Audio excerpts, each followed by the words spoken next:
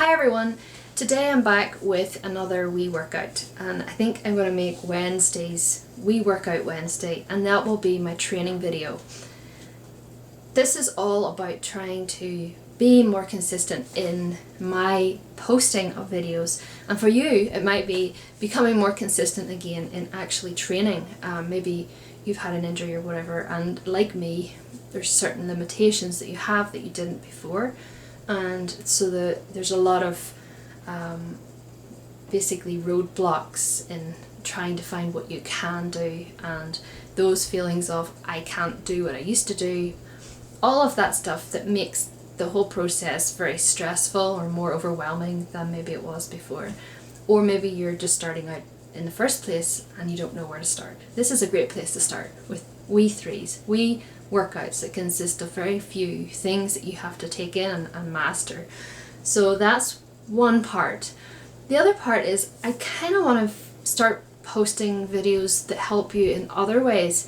And you know, if you've read my blog or any of my posts, or even just listen to my rambles at the start and end of videos, you kind of get the impression that I'm all for sharing struggles and I'm about coming together through our pain and challenges. And I think that there's value in them, because without them I don't know if we would grow the same. I don't think that we would develop our deeper purpose and things, like when, for example, like having had an illness and having seen a lot of what I worked for and what I took a lot of pride in my identity in, which was my abilities in the gym and how I looked and everything, and getting all of this praise and everything and popularity. When that is no longer there, then you have to almost seek something else. It's like, well, if this is taken away or it's let me down, then what do I have instead? And so it always comes back to yourself in some way or another. Basically your foundation, like where are your roots and what's keeping you stable throughout all of life's challenges. And these are the things that really interest me, because I think that people are massively resilient, and basically we all struggle in some way or another. We all have our challenges and our pains, and at this point I'm curious to know what your struggles are, not just in the gym or the fitness, and that's important too, but I think a lot of those things can also be a reflection of what's going on in our lives. If this is hitting a chord for you, or you're curious, or you are struggling with something, then always I encourage some discussion and leaving your comments below. And if it's something you don't want to write in public, then you can send me an email. My email is marianne@myomytv.com, and you can also find me on Facebook, myomytv there, and just send me a message or email and just let me know. And obviously you head over to myomytv, you can sign up for my newsletter. I don't know why I call it, it's more like a newsletter, I call it that now, because it's about this self-discovery, this seeking this inner peace. So that I heard a proverb, and it was from Proverbs, but it was a heart at peace gives life to the body. And that was like, wow, that is basically sums up everything that where I'm at. Like, a heart at peace gives life to the body. And regardless of my injuries and my chronic pain and everything that I have, and physically challenging, a heart at peace kind of allows you to overcome so many challenges, and how it can just really bring you back and slow you down, so you have a perspective on things and you're able to really just be in the moment. Peace is just such a wonderful word. It just sums up a state that, you know, a lot of people are looking for, and a lot of people are hustling for it, working for it, trying to do stuff, and it's in the complete opposite direction that peace exists so often. I mean, so if you're struggling with anything, like, it doesn't have to be inner peace or whatever, but whatever words you can put to it, the feeling that you have, or the kind of the thing you can never quite get to, then That's what I'm interested in, as well as your fitness struggles. So today's Wee3 workout is going to be as follows. The 3 exercises are the seated band row, and you're going to see the setup for that in a minute. If you don't have anything that you could set this kind of thing up, then a few ideas would be a single arm row, alternating row, some kind of bent over row, renegade row, or an inverted row, some kind of alternative. Now it doesn't have to be exactly like mine, it's just a little bit of a variation, it's nothing special. And then the next exercise is going to be the X band walk. So again, a band. Doesn't have to be a band though, you can do a standing hip abduction, and you can do single leg, so the same on each side. And then if you wanted to progress that, then you could, if you did have ankle weights or something, you could add weight that way, or you could just completely substitute that exercise and do something for glutes, which is more direct, like hip thrusts or single leg hip thrusts or glute bridges.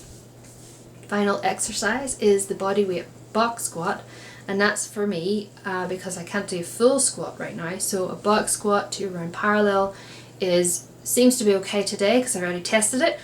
And if you want to add weight, you can. If you want to do away with the box, you can. If you want to do a completely different exercise, you can. Not going to overthink it, I'm just going to get on with it. Oh, and I'm not doing intervals. I'm doing 3 rounds of 10 exercises, or 10 reps each exercise. For the X band walk, I'm not doing 10 total, I'm doing 20 total, which means each side is going to get 10, okay? That means that it can kind of just, it's a decent enough rep range, so 10-ish reps is fine, and just kind of work at your own pace, and I will see you very briefly at the end. So first one is a seated row. So when you're doing a seated row, you're making sure that you have good anchorage for your feet, that when you're sitting back, you're upright, kind of trying to maintain a neutral spine. You can have a slight bend in your knees if you need to, and then you're going to grip the cable or the band like this and get some tension in it. Allow your chest to come up, maintain a nice tight core, and then you're just going to row with the arms and shoulders and then control it back. So with the band, you're looking to really control, especially when the arms are pulled in like this, because this is where the greatest tension is. 4, 5, 6, 7, 8. Tendency with the band is to let your arms kind of go back, and it's about getting the right tension in it to start with. And to get the range of movement, I put the foam roller here so that I'm back far enough and I get a good amount of resistance for a lot more of the range of movement. If I'm closer, then I'm going to have to somehow shorten the band, like doubling it up. This one is, that's too heavy. So let's move on to the X band walk, where I'm going to use the lighter band. So because I don't have much sideways space in here, I'm just going to do alternating, so side to side, and that means I'm going to just put a little bit of tension in it. I'm going to step out to the side, keeping this tight so I'm not kind of going like this. So I'm going to keep my core tight, and I want to try to just use my outer glute, my hip here, to push the band out.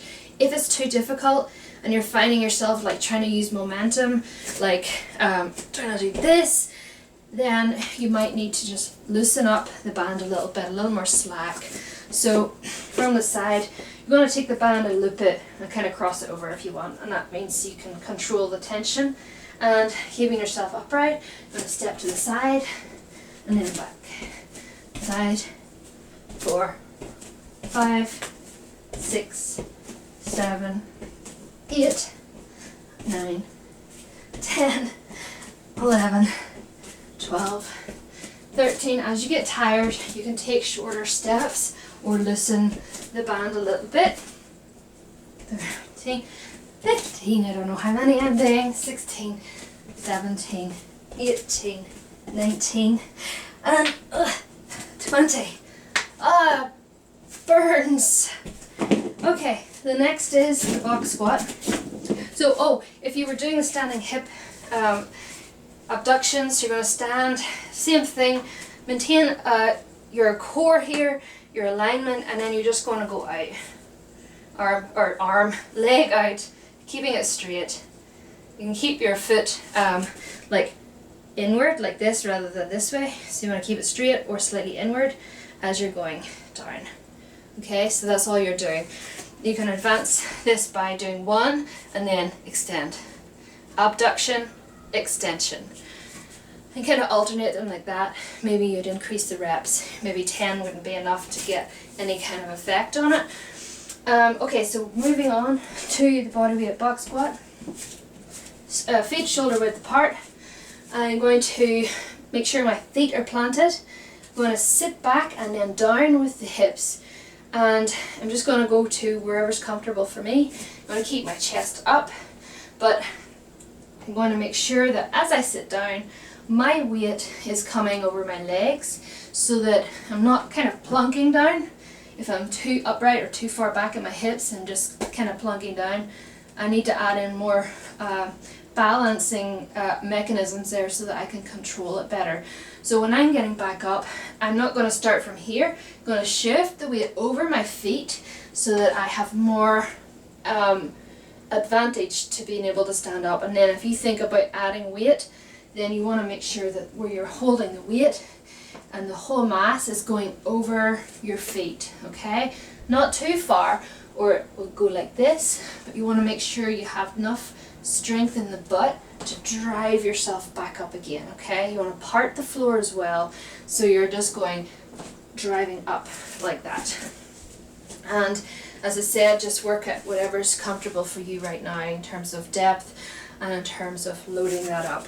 Okay, so that's, haven't done 10 reps, so I'm going to do 10 of these, and that's going to be my first round. Okay, 1, 2. When you're coming down, you don't necessarily need to sit and kind of rest. You can use just the box for almost like a depth perception here, so you know how far you're going, getting that feedback, getting to control that last bit, so you're not kind of giving things up and doing that. And always encourage the glutes to drive you up from the bottom, sort of to catch you.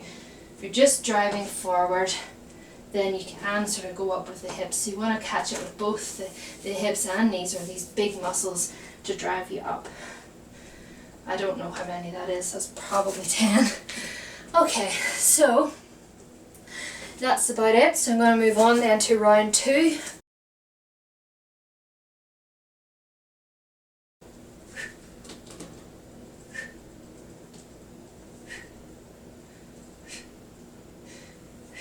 Four, 5, 6, 7, 8, 9, 10, 18, 19, 20,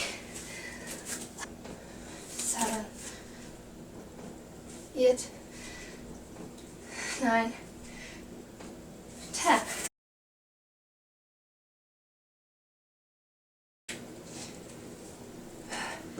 Two, 3, 4, 5, 6, 7, 8, 9, 10.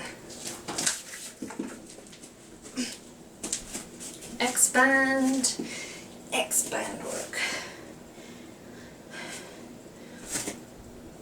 Okay, with the expand walk, just try to 2, 3, 4, 5, 6, 7, 8, 9, 10, 11, 12, 13, 14, 15, 16, 17, 18, 19, 20. Ooh. Body weight squat.